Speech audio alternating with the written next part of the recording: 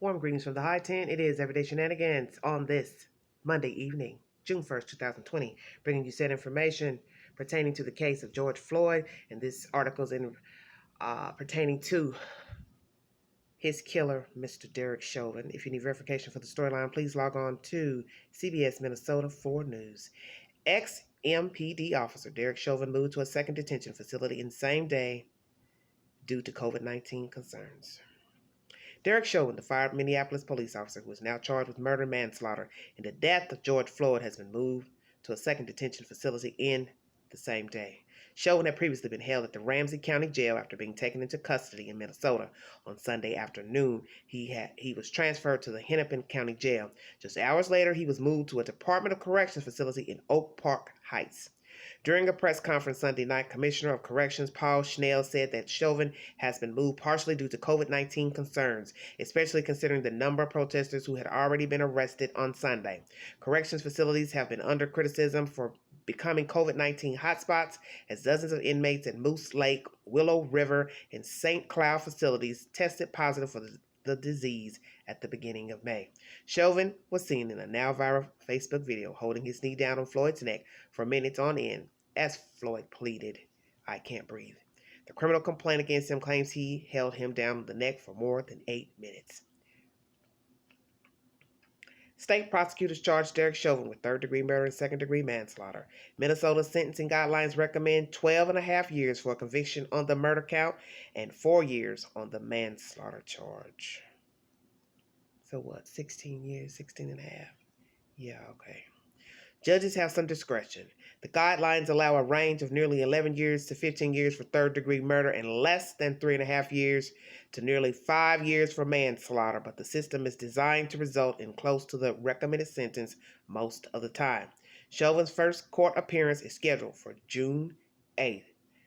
So let's keep that in mind, that Mr. Chauvin's court appointment is June 8th. And as you see, this timeline they're giving for said amount of time in incarceration is not looking great. 12 and a half years for the murder count and 4 years on the manslaughter charge. So 12 and a half for the murder charge and 4 for the manslaughter charge. But they say it's up to the judge's discretion.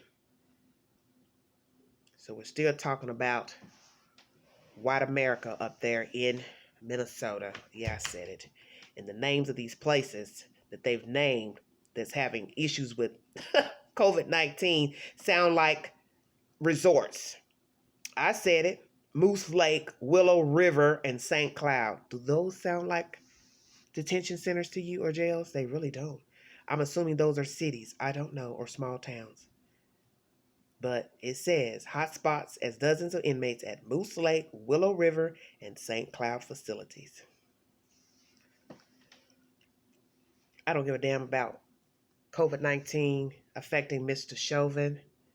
I don't wish anyone to get COVID-19, but right now, he is the least of my worries as far as a human being contracting COVID-19. I think they moved him for other reasons besides COVID-19. What do you think? But that is the said information pertaining to Mr. Derek Chauvin. And I will be bringing you back-to-back videos pertaining to this case until we get a resolution in the death of George Floyd. So he has currently been moved to a second facility 2 times in a day.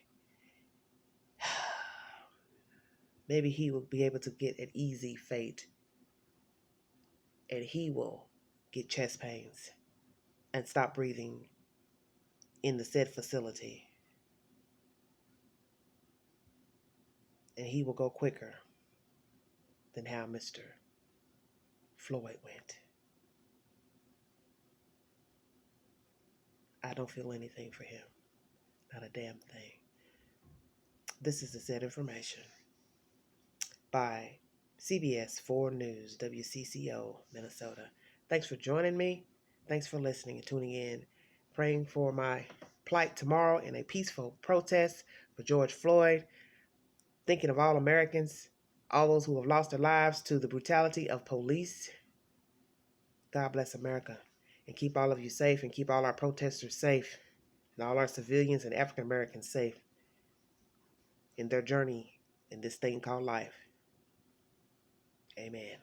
Thanks for joining me. This is Everyday Shenanigans. Good night.